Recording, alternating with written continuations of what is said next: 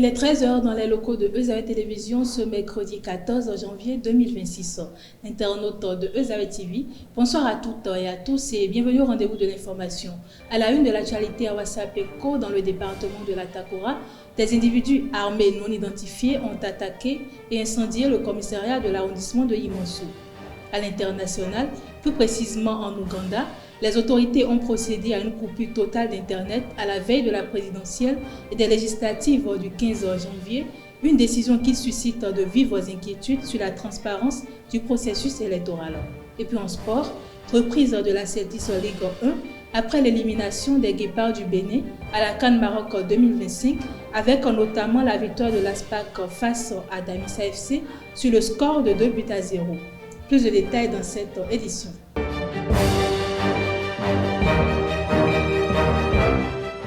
Bonsoir chers internautes, selon les informations recueillies sur Fraternité FM, les habitants de Ouassapénco, localité située entre les communes de Ouassapénco et de Kérou, dans le département de la Takora, ont été réveillés tôt dans la matinée du mercredi 14 janvier 2026 par des tirs nourris. D'après des sources locales, des individus armés non identifiés auraient attaqué et incendié le commissariat de l'arrondissement de Imansu. Aucune communication officielle n'a encore été faite sur le bilan de l'attaque ni sur l'identité des assaillants.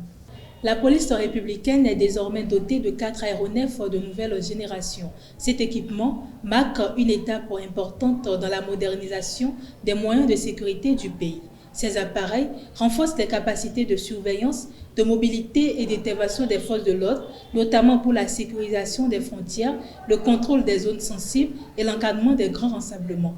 Le président de la HAC, Edouard Loko, a reçu le lundi 12 janvier 2026 une délégation de la CEDEAO conduite par l'ambassadeur Abdel Fatou Moussa. Les échanges ont porté sur l'élection présidentielle d'avril 2026 et le rôle des médias dans la préservation de la paix et de la sécurité. À cette occasion, la HAC a présenté les mesures d'encadrement des contenus médiatiques et numériques.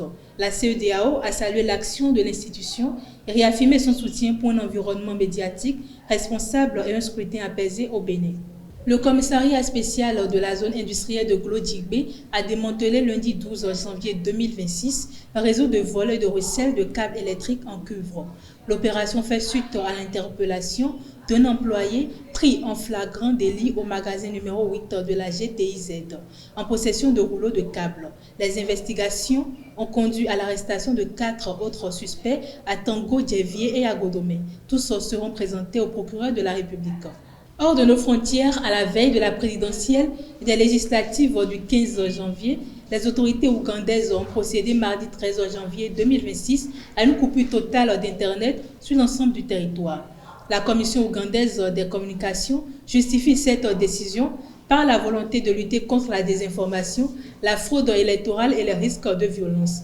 La mesure, qui rappelle le blackout observé lors du scrutin de 2021, suscite de vives inquiétudes au sein des organisations de défense des droits humains et de la presse quant à la transparence et à la crédibilité du processus électoral.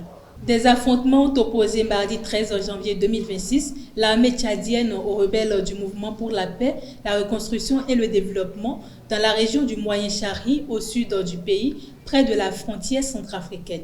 Les combats survenus à Korbol ont fait plusieurs morts et blessés dans les deux camps. Ces violences interviennent alors que des négociations étaient en cours entre les autorités et le groupe rebelle en vue d'un accord de paix.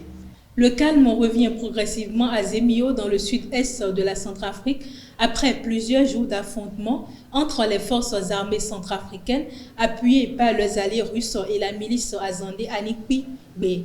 Malgré la calmie, la situation humanitaire demeure préoccupante avec plus de 2000 personnes réfugiées à l'hôpital et à l'église catholique de la ville. Les autorités annoncent le renforcement des patrouilles tandis que la reprise des activités reste timide. Sport pour boucler cette édition reprise de la Celtics Ligue Pro après l'élimination des Guépards du Bénin à la CAN Maroc 2025. Après la rencontre opposant les Buffles du Borgou et Sobimap FC, le coach Mathias Degueno donne ses impressions sur le parcours des Guépards sur la terre marocaine. Il est au micro de Elvik Ongbeto.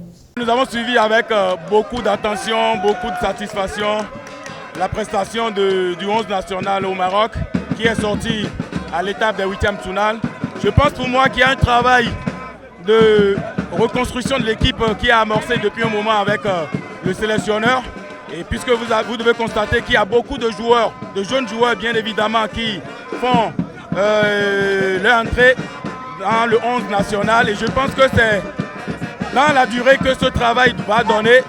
Et je pense pour moi que ce qui a été fait, c'est quand même satisfaisant au vu de ce que nos jeunes ont produit. Comme je l'ai dit, pour la plupart, c'est leur première participation à ce grand rendez-vous. Et je suis sûr qu'ils ont gagné en expérience. Il faut continuer le travail avec eux, chercher maintenant des jeunes ou chercher ceux-là qui vont animer les secteurs dans lesquels il y a de difficultés afin que dans les années à venir, nous puissions être encore plus satisfaits de notre sélection. Merci à vous. Enfin, comme prévu, Damissa FC n'a pas réussi à offrir le cadeau de Nouvel An à ses supporters. À domicile ce mardi, les félins se sont inclinés sur leur propre installation face à l'ASPAC.